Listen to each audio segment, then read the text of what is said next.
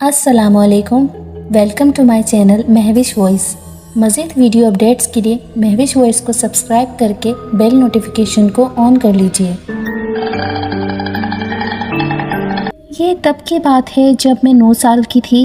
हमारे कस्बे से 15 किलोमीटर के फासले पे मेरे चचा का कई एकड़ रकबे पे फैला एक पुराना फार्म हाउस था, जिसे मेरे दादा ने अपनी जवानी में इंतहाई सस्ते दामों ख़रीदा था। यूँ लगता था जैसे फार्म का असल मालिक बस उससे जान छुड़ाना चाहता था और उसने निहायत कम कीमत पर ही फार्म को बेच दिया। अब उस फार्म को चचा जान ने 2 हिस्सों में तकसीम कर रखा था। बड़े हिस्से में सूरजमुखी और कॉर्न की फसल और सब्जियां काश्त की जाती थी, जबकि फार्म के वस्त में एक लकड़ी की बाड़ से पार्टीशन करके मवेशी पालने का अहाता बना दिया गया था।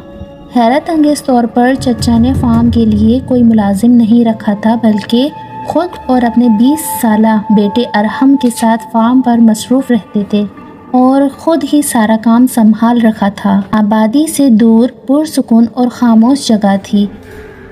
हम यानी पूरी फैमिली हर दूसरे वीकेंड पे चचा जान के यहाँ जाते। उनका घर फार्म हाउस के दरवाजे के एंड बाहर दाएं जानिब को था। हम सब कुछ घंटे चचा जान के यहाँ गुजारते और एक वक्त का खाना वहीं खा के वापस आ जाते। लेकिन इतने तवील अरसे में हम कभी फार्म हाउस में नहीं दाखिल हुए। ऐसा लगता था जैसे मेरी फैमिली में किसी को फार्म हाउस विज़िट करने में सिरे से दिलचस्पी ही ना हो। मैंने चंद मरतबा चचा से फार्म हाउस की सैर करने की ख्वाहिश का इजहार किया, ताहम उन्होंने हर मर्तबा कोई न कोई बहाना बनाकर मुझे साफ मना कर दिया और मुझे हर मर्तबा मायूसी का सामना करना पड़ता। यहाँ उस पहर जब हम चचा के घर थे और मौसम भी बहुत अच्छा था, तो मुझे फार्म में दाखिल होने का मौका मिल ही गया। ये मेरी ज़िंदगी की एक भयानक गलती साबित होने वाली थी। हस्बे मामूल सब खाना खाने के बाद चाय पीते हुए खुश गप्पियों में मशगूल थे। वहाँ चूँकि मेरा हम उम्र कोई नहीं था, इसलिए अक्सर व बेशतर मैं बोर भी होती रहती थी। उस दिन भी बोरियत की वजह से मैं चुपके से उठकर बाहर सैन में आ गई। घर के दरवाजे का एक पट खुला, जिससे चंद फीट के फासले पर फार्म हाउस का मरकज़ी फाटक साफ नज़र आ रहा था और उस दिन उस फाटक पर बाहर से वो भारी ताला नज़र नहीं आ रहा था जो अक्सर व बेशतर वहाँ लगा रहता था। मैंने इधर उधर देखा और किसी को भी अपनी तरफ मुतवज्जा न पाके खामोशी से घर से बाहर कदम रख दिया। बाहर जाते ही तजस्सुस और एक्साइटमेंट के साथ फार्म हाउस के फाटक की तरफ बढ़ी और फाटक पर पहुँच के दरवाजे को धकेला, लेकिन वो भारी दरवाज़ा अपनी जगह से ना हिला। मैंने दोनों हाथों से पूरा जोर लगाकर उसे अंदर की जानिब धकेलने की कोशिश की और बामुश्किल तमाम दरवाज़ा इतना सा खुल पाया कि मैं सुकर सिमट कर अंदर दाखिल हो सकूं। चंद लम्हों में मैं फार्म के अंदर थी। वाह! फार्म पर सूरजमुखी की लहलहाती फसल और जर्द फूलों का समंदर देख के जैसे मैं बिल्कुल ही पागल सी हो गई थी। भला इतनी खूबसूरत जगह को कोई क्यों छुपा के रखना चाहेगा। मैंने सूरजमुखी की फसल के बीचों बीच बनी पगडंडी पर आगे बढ़ते हुए सोचा। फार्म पर एक घेरी खामोशी तारी थी, जिसमें महज वक्तन फ़वक्तन परिंदों की चहचहाहट सुनाई देती थी। सूरजमुखी का खेत ख़त्म होते ही सब्जियों की क्यारियाँ शुरू हो गईं, जो बहुत आगे तक फैली हुई थीं और उनके पार लकड़ी के तख्तों से बना एक अहाता नज़र आ रहा था, जिसमें लकड़ी के ही बने 2 छोटे और एक बड़ा हट दूर से ही पुराने और बोसीदा लग रहे थे। सब्जियों के क्यारियों के अंदर से घूमती फिरती मैं अहाते के चौबी दरवाजे पर पहुंच गई। उस पर कोई कुंडी या लॉक नहीं था और धकेलने पर आसानी से खुल गया। अहाते में कदम रखते ही मुझे एक अजीब सी बेचैनी का एहसास हुआ। ऐसा लगा जैसे मुझे कोई देख रहा हो। मैंने आसपास चारों तरफ नज़रें दौड़ाई, मगर अहाता बिल्कुल खाली था। वहाँ इंसान तो क्या, कोई मवेशी भी उस वक्त मौजूद ना था। यकीनन सब जानवरों की उस वक्त अहाते की पुश्त पे चढ़ने के लिए छोड़ा गया होगा, मैंने सोचा। सामने मौजूद सबसे बड़े हट का दरवाज़ा खुला था اس کمرے میں جانوروں کے لیے سردیوں میں کھلانے کے لیے بھوسا اکٹھا کیا گیا تھا اور بھوسے کو ایک بہت بڑے ڈھیر کی صورت میں کمرے کے وسط میں رکھ کر اسے ترپالوں سے مکمل ڈھک دیا گیا تھا۔ یہ ڈھیر کافی بلند تھا اور چھت سے تھوڑا ہی نیچے تھا۔ اسی وقت مجھے نہ جانے کیا سوجی کہ میں نے اس ڈھیر پر چڑھنے کا فیصلہ کیا۔ میں یہ دیکھنا چاہتی تھی کہ میں اس کی چھوٹی سی چھت کو چھو سکتی ہوں یا نہیں، اور یوں میں نے ایک طرف سے بھوسے کے ڈھیر پہ چڑھنا شروع کر دیا۔ چوٹی پہ چڑھ کے میں نے چھت کو چھوا ہی تھا کہ دائیں جانب سے ابھرنے والی کچھ تیز کریہ آوازوں سے کمرے پر چھائی خاموشی ٹوٹ گئی۔ ایسے لگ رہا تھا جیسے کوئی جانور اپنے ناخنوں سے لکڑی کو کورید رہا ہو۔ میں نے تیزی سے چہرہ گھما کے اس جانب دیکھا تو ایک بھیانک منظر میری آنکھوں کے سامنے تھا۔ وہ جو کچھ بھی تھا دیوار کے ایک کونے میں سکڑا سمٹا دیوار کی جانب منہ کیے اپنے دونوں ہاتھوں سے دیوار کو کورید رہا تھا، اور اسی وجہ سے وہ مکروہ آوازیں پیدا ہو رہی تھیں۔ وہ مخلوق زردی مائل خاکی رنگ کی تھی، جس کا جسم انسان کی طرح تھا، مگر جیسے اس کے وجود میں گوشت کا ایک ریشہ بھی نہ تھا، بلکہ پیلی سی مردہ کھال جیسے ڈھانچے پر ہی لپیٹ دی گئی تھی۔ میں اس کی ریڑھ کی ہڈی کا ایک ایک مہرہ دیکھ سکتی تھی۔ یہ منظر اتنا عجیب تھا کہ مجھے بے اختیار ابکائی آ گئی۔ اس نے اپنا چہرہ میری طرف موڑا اور خوف سے میرا دل ایسے دھڑکنے لگا جیسے پسلیاں توڑتے ہوئے سینہ پھاڑ کے باہر آ جائے گا۔ اس چیز کی شکل ایسی تھی جیسے کسی انسانی لاش کے چہرے کو ہتھوڑوں سے پیٹا گیا ہو۔ میں نے جلدی سے خود کو سنبھالا اور تیزی سے دوڑتی ہوئی باہر کے دروازے کی طرف بھاگی۔ مجھے پیچھے سے کسی کے ہانپنے جیسی آوازیں آئیں جو کہ قریب ہوتی جا رہی تھی۔ صاف ظاہر تھا کہ وہ جو کچھ بھی تھا میرا پیچھا کر رہا تھا۔ میں نے پوری طاقت صرف کرتے ہوئے اپنے بھاگنے کی رفتار کو مزید بڑھا دیا اور چند لمحوں میں ہی سبزیوں کی کیاریوں کو پار کر کے سورج مکھی کے کھیت میں داخل ہو چکی تھی۔ مجھے اب اپنے پیچھے ہانپنے اور غرانے کی آوازیں سنائی دے رہی تھیں۔ میرا رخ فارم ہاؤس کے مرکزی گیٹ کی طرف تھا۔ بس پہنچ گئی، میں نے بھاگتے ہوئے سوچا۔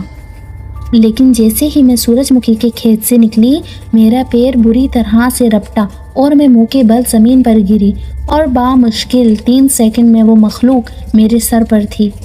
میں نے خوف سے آنکھیں میچ لیں۔ اب غرانے کی آواز کے ساتھ اس مخلوق کی یخ ٹھنڈی سانس مجھے گردن کے پیچھے محسوس ہو رہی تھی۔ مرکزی گیٹ بند تھا۔ مجھے اپنی موت کا یقین ہو چکا تھا۔ تبھی مجھے کسی کتے کی بری طرح سے بھونکنے اور غرانے کی آواز آئی، اور ایسا لگا جیسے کسی چیز نے میرے اوپر سے دوسری جانب چھلانگ لگائی ہو۔ یہ چچا جان کا کتا تھا جو نہ جانے کس وقت فارم میں آیا تھا۔ اس نے ہی مجھے نامعلوم مخلوق کے شکنجے میں دیکھ کر اس پر چھلانگ لگائی تھی اور اسے کھینچتا ہوا سورج مکھی کے کھیت کے اندر جا گرا تھا۔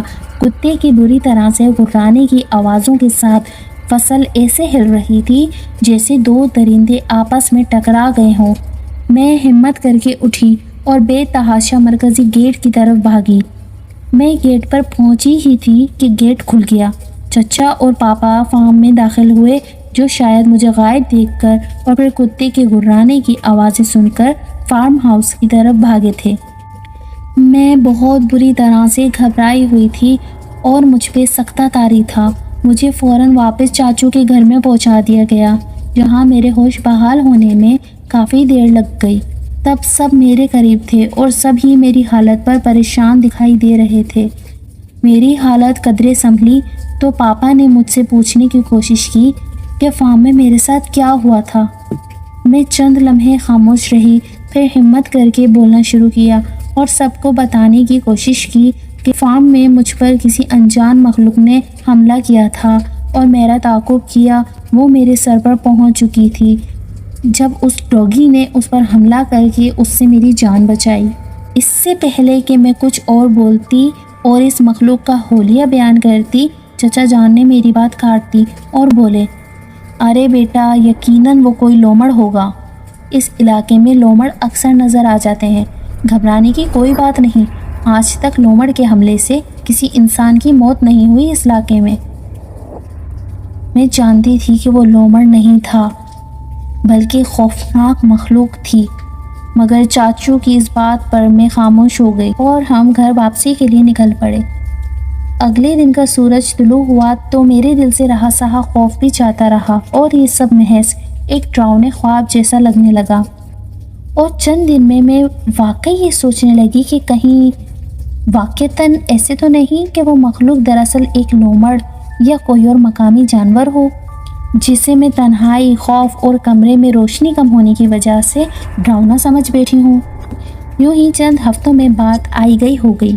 1 ماہ گزر گیا اور میں اس واقعے کو تقریباً فراموش ہی کر چکی تھی کہ گھر میں پھر سے سب کا چچا کے ہاں جانے کا پروگرام بننے لگا۔ ایک لمحے تو میں بری طرح سے جھجکی، لیکن پھر یہ سوچتے ہوئے ساتھ جانے کو تیار ہو گئی کہ اب بھول کر بھی فارم کا رخ نہیں کروں گی۔ اس طرح ہم چاچو کے گھر کی طرف روانہ ہو گئے۔ گاڑی سے اترنے کے بعد میں نے فارم ہاؤس کی طرف ایک نظر دیکھا بھی نہیں اور اس سے نظر چراتے ہوئے سب کے ساتھ چاچو کے گھر پہنچ گئی۔ سب کچھ ایک دم نارمل تھا، گویا وہ واقعہ سب کو ہی بھول چکا ہو۔ میں چچا کے گھر سب سے ملنے کے بعد کچن میں چلی گئی جہاں چچی کوکنگ میں مصروف تھیں۔ انہوں نے حسب معمول مجھے پیار کیا اور حال احوال پوچھا۔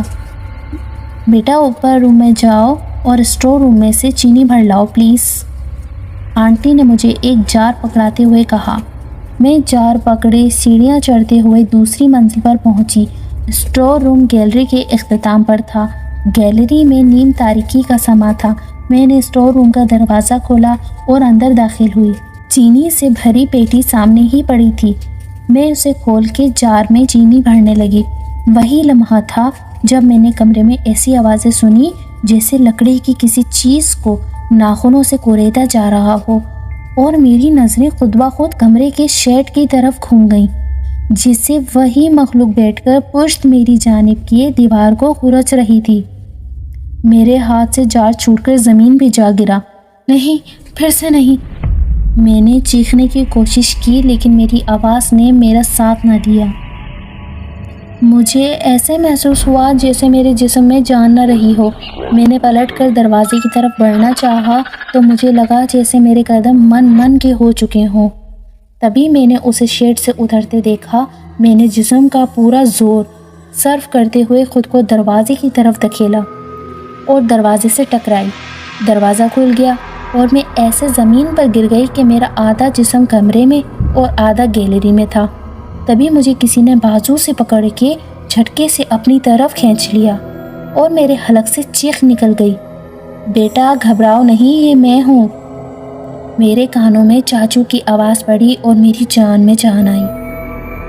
چاچو نہ جانے کب اوپر آئے تھے اور انہوں نے مجھے دروازے سے باہر گرتے دیکھا تو بازو سے پکڑ کے باہر اپنی طرف کھینچ لیا۔ اب چاچو کی نظریں اسٹور کے اندر کا جائزہ لے رہی تھیں اور ان کے چہرے پہ خوف و فکر کے ملے جلے تاثرات تھے۔ بیٹا میرے ساتھ آؤ، مجھے تم سے کچھ بات کرنی ہے، چچا نے میرا ہاتھ پکڑ کے مجھے نیچے کی جانب لے جاتے ہوئے کہا، اور میں ڈری سہمی ان کے ساتھ چل پڑی۔ چاچو مجھے ساتھ لیتے ہوئے واپس پہلی منزل پر آئے اور باہر صحن کی طرف چل دیے۔ بیٹا بھلے ہی آپ ابھی بہت چھوٹی ہو، لیکن جو کچھ میں بتا رہا ہوں اسے غور سے سننا اور ذہن نشین کر لینا، کیونکہ معاملہ تمہاری زندگی اور سلامتی کا ہے۔ آج سے 50 سال پہلے یہ فارم ہاؤس تمہارے دادا نے ایک اجنبی شخص سے خریدا تھا۔ وہ شخص اتنی کم قیمت میں فارم ہاؤس فروخت کر رہا تھا کہ اتنی کم قیمت میں اس دور میں بامشکل 10 مرلے کا ایک گھر ہی خریدا جا سکتا تھا، اور اس کی وجہ ہمیں کئی سال بعد سمجھ میں آئی۔ جیسے ہی میں 17 سال کا ہوا، بابا نے مجھے بھی اپنے ساتھ فارم کے کام پہ لگا دیا۔ اس فارم پہ مجھے ہمیشہ ایک عجیب سا احساس رہتا تھا، ایسے جیسے مجھے ہر وقت کوئی دیکھ رہا ہو۔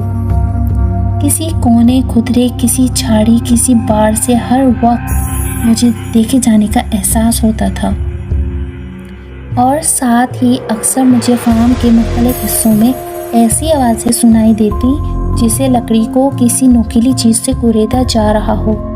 شروع میں تو میں یہی سمجھتا رہا کہ یہ آوازیں چوہوں یا چچندروں کی لکڑی کے تختوں پر بھاگنے دوڑنے کی ہوں، لیکن گزرتے دنوں کے ساتھ ان آوازوں میں بھی شدت آتی جا رہی تھی، اور اس عجیب و غریب بے معنی احساس میں بھی پورا دن فارم پہ کام کرتے وقت مجھے ان آوازوں سے بری طرح سے خوف اور کام میں خلل آتا تھا۔ میں نے بابا سے اس بارے میں بات کی، لیکن انہوں نے ایسی کوئی آواز سنائی دینے سے یکسر انکار کر دیا اور یہ کہا کہ ایسی آوازیں چوہوں اور گلہریوں کی ہو سکتی ہے۔ ایک روز میں مویشیوں کے احاطے میں بھوسے والے ہٹ میں مصروف تھا کہ دائیں طرف کی دیوار میں سے وہی کھرچن کی آوازیں سنائی دینے لگی، اور حسب معمول جب شروع ہوئی تو جیسے رکنے کا نام ہی نہیں لے رہی تھی۔ اس روز پہلے ہی میری طبیعت ناساز اور موڈ خراب تھا، اوپر سے ان آوازوں نے جیسے میری زندگی اچیرن کر رکھی تھی۔ اس دن میں نے فیصلہ کیا کہ ان آوازوں کا پتہ کر کے ہی رہوں گا۔ میں فوراً اوزاروں کے شیڈ تک گیا اور وہاں سے ایک آہنی ہتھوڑا نکال لیا، اور دیوار پر جہاں سے آوازیں ابھر رہی تھیں اس جگہ پوری طاقت سے ہتھوڑے کے کئی وار کیے۔ لکڑی سے بنی دیوار کچھ دیر میں ہی ٹوٹ گئی اور اس کے اندر سے ایک کوئی چیز میرے قدموں میں آ کر گری۔ میں نے دیکھا تو مجھے حیرت اور خوف کا شدید دھچکا لگا۔ وہ ایک لاش تھی، بہت پرانی لاش جس کا سارا گوشت گل سڑ چکا تھا۔ وہ دیکھنے میں انتہائی بدشکل معلوم ہو رہی تھی، مگر دیوار کے اندر وہ لاش آئی کہاں سے؟ یقیناً جس شخص نے اس کو قتل کیا ہوگا اس نے ہٹ تعمیر کرتے وقت لکڑی کی 2 پرتوں کے درمیان اسے پھنسا کر کیلوں کے ذریعے اسے دیوار میں چن دیا ہوگا۔ میں بھاگتا ہوا گھر واپس گیا اور بابا کو لاش کی برآمدگی کی اطلاع دی۔ بابا نے گھبراہٹ میں فوراً پولیس کو اطلاع کر دی۔ جب پولیس اہلکار فارم پر پہنچے اور ہم نے انہیں لاش دکھائی تو ڈیوٹی پر موجود انسپکٹر نے لاش کی جانچ کرتے ہوئے کہا کہ یہ لاش کم از کم 50 سال پرانی ہے۔ پولیس نے ضروری قانونی کارروائی کرنے کے بعد لاش کو تحویل میں لیا اور سرکاری سرد خانے تک پہنچا دیا۔ پولیس نے ہم سے فارم کے سابق مالک سے متعلق کچھ معلومات طلب کی اور بابا نے انہیں فارم کی فروخت کی دستاویزات فراہم کر دی۔ اس کے بعد المختصر یہ کہ لاش کے پوسٹ مارٹم کے بعد اتنا ہی معلوم ہو پایا کہ وہ لاش ایک جوان عورت کی تھی اور اس کے مرنے کی وجہ دم گھٹنا ہو سکتی ہے۔ بقول ڈاکٹرز اس عورت کو یقیناً بے ہوشی کی حالت میں ہی دیوار میں چن دیا گیا ہوگا، اور ہوش میں آنے پر اس نے گھبراہٹ سے دیوار سے نکلنے کی بہت کوشش کی ہوگی، بہت ہاتھ چلائے ہوں گے مگر نہ نکل سکی، اور دم گھٹنے سے ایک بھیانک اذیتناک موت کا شکار ہو گئی۔ اس کی چند دن بعد وہ پراسرار لاش سرد خانے سے غائب ہو گئی اور پولیس کو فارم کے سابق مالک کا بھی کوئی سراغ نہ مل سکا۔ لیکن چند روز بعد پھر سے فارم میں وہی لکڑی کریدنے کی آوازیں آنا شروع ہو گئیں، اور بیٹا پھر شاید ہی ایسا کوئی دن ہو کہ میں نے اس مکرو لاش کو فارم میں کہیں کسی کونے کسی کمرے میں دیوار کریدتے نہ دیکھا ہو۔ وہ بہت خطرناک ہے جو نفرت کی آگ میں جھلس رہی ہے، لیکن میں نے اور بابا نے اس مخلوق سے بچے رہنے کا ایک طریقہ دریافت کر لیا، اور وہ یہ تھا اسے یکسر نظر انداز کر دینا۔ بھلے وہ جان لیوا مخلوق ہے مگر وہ اسی صورت انسان پر حملہ اور اس کا تعاقب کرتی ہے جب کوئی اس کی طرف متوجہ ہو، اس کی طرف دیکھے یا اس پر حملہ کرنے کی کوشش کرے۔ میں نے تب سے اب تک یہی روٹین اپنائی ہے کہ جب بھی کبھی مجھے فارم میں کہیں لکڑی کریدنے کی آواز سنائی دیتی یا اس مخلوق کی جھلک نظر آتی، میں اسے ایک دم سے نظر انداز کر کے وہاں سے ہٹ جاتا اور اپنے کام میں مگن ہو جاتا۔ اس طرح دوبارہ کبھی مجھ پر حملہ نہیں ہوا۔ بیٹا وہ مخلوق لکڑی اس لیے کریدتی ہے کہ اس کی موت بھی لکڑی کریدتے کھرچتے ہوئی تھی، اور حملہ اس لیے کرتی ہے کیونکہ اس کا قاتل بھی اسی فارم سے تعلق رکھتا ہے۔ اب اس مخلوق کی نظر تم پہ پڑ چکی ہے، وہ آسانی سے تمہارا پیچھا نہیں چھوڑے گی، شاید وہ تمہارے گھر اور اسکول تک بھی تمہارا تعاقب کرے، لیکن یہ تعاقب زیادہ لمبے عرصے نہیں چلے گا۔ اگر تم نے اسے مسلسل اگنور کرنے کی عادت اپنا لی تو۔ لیکن ایسا کرنا شاید تمہارے لیے کہیں زیادہ مشکل ہو، کیونکہ ایک تو تم لڑکی ہو اور دوسرا کم عمر بھی ہو۔ چاچو بولتے جا رہے تھے اور میں خاموشی سے سنتی جا رہی تھی۔ مجھے یہ سب ایک بھیانک خواب جیسا لگ رہا تھا، اور میں اس وقت کو کوس رہی تھی جب میں نے اس منحوس فارم ہاؤس میں قدم رکھا تھا۔ ساتھ ہی میں نے دل ہی دل میں یہ فیصلہ کر لیا کہ اب کبھی چاچو کے ہاں نہیں جاؤں گی۔ وہ چھوٹا سا ایڈونچر میرے لیے زندگی موت کا مسئلہ بن چکا تھا۔ اس شام ہم گھر واپس لوٹ آئے اور تبھی سے میرے لیے خوف و وحشت کا نیا دور شروع ہو گیا۔ اس رات میں نے حسب معمول ہوم ورک مکمل کرنے کے بعد میں نے اگلے دن کے لیے اسکول بیگ تیار کیا اور سونے کے لیے لیٹی۔ ابھی کمبل اوڑھا ہی تھا کہ مجھے ایسی آوازیں سنائی دیں جیسے کوئی میرے بیڈ روم کے دروازے کو باہر سے کھرچ رہا ہو۔ ساتھ ہی مجھے ایسی آوازیں سنائی دینے لگیں جیسے کوئی کھڑکی کے شیشے پر انگلی سے دستک دے رہا ہو۔ میں نے جو چاچو کی ہدایت پر عمل کرتے ہوئے سختی سے آنکھیں میچ لیں اور کمبل کو خوب اچھی طرح اپنے گرد لپیٹ لیا اور آیت کا ورد کرتے ہوئے سونے کی کوشش کرنے لگی۔ خواب میں نے دیکھا کہ میں پتھروں سے بھری ایک نیم تاریک وادی میں ننگے پاؤں بھاگ رہی ہوں اور وہی مخلوق میرا پیچھا کر رہی ہے۔ نوکیلے پتھر لگنے سے میرے پاؤں زخمی ہو رہے ہوتے ہیں اور ان سے خون بہتا ہوا زمین پر میرے قدموں کے نشان بنا رہا ہوتا ہے۔ اچانک ایک پتھر سے ٹھوکر لگتی ہے اور میں منہ کے بل گر جاتی ہوں، اور فوراً سے وہ مخلوق میرے سر پر پہنچ جاتی ہے اور اپنے نوکیلے پنجوں سے میرے جسم کا ایک ایک حصہ ادھیڑ کے رکھ دیتی ہے۔ یہ خواب دیکھ کے خوف کے مارے میری آنکھ کھل گئی۔ میں پسینے میں شرابور تھی اور میرا جسم بری طرح سے کانپ رہا تھا۔ مجھے یہ بات گھر میں سب سے چھپا کر رکھنی ہوگی۔ چاہے جو کچھ بھی ہو جائے، میں کبھی نہیں چاہوں گی کہ وہ مخلوق میرے گھر میں کسی اور پر بھی مسلط ہو جائے۔ میں نے جاگتے ہی سوچا۔ اس کے بعد سے یہ معمول بنتا چلا گیا۔ مجھے گھر، اسکول، کار، گرز ہر جگہ اس بلا کی کھرچنے کی آواز سنائی دیتی اور چند مرتبہ تو اس کی جھلک بھی دکھائی دیتی، لیکن میں نے ہر مرتبہ دل پہ جبر کر کے اسے نظر انداز کرنا جاری رکھا۔ اس سے میری صحت پر بہت برے اثرات ہو رہے تھے۔ میری نیند اور بھوک اڑ چکی تھی، رنگت زرد پڑ چکی تھی اور آنکھوں کے گرد سیاہ حلقے بن گئے تھے۔ میں اسکول کے کام میں کمزور ہونا شروع ہو گئی اور میرے گریڈز میں بھی کمی آنے لگی۔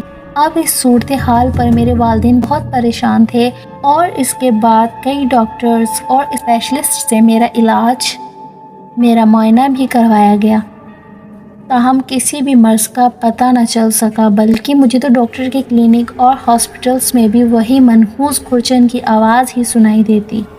3 ماہ میں میری حالت اتنی بگڑ چکی تھی کہ اسکول انتظامیہ نے مسلسل بری کارکردگی دکھانے اور صحت کی خرابی کی وجہ سے مجھے مزید پڑھنے سے معذرت کر لی اور اسکول سے میرا نام خارج کر دیا گیا۔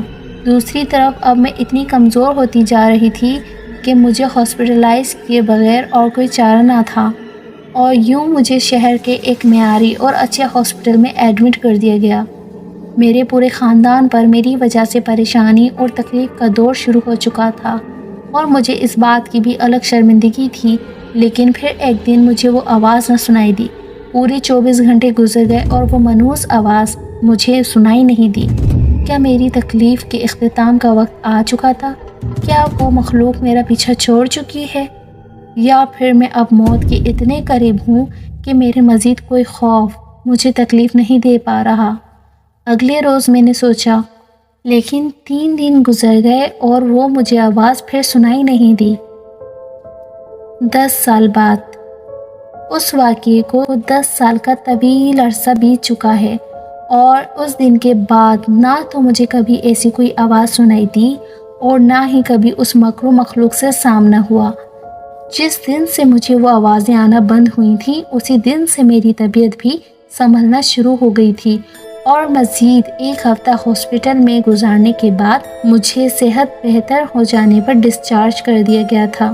اس کے بعد میں کبھی چاچو کے ہاں نہیں گئی اور میں نے دوبارہ اس اسکول میں بھی ایڈمیشن لینے کی کوشش نہیں کی جس سے میری تلخ یادیں وابستہ تھیں۔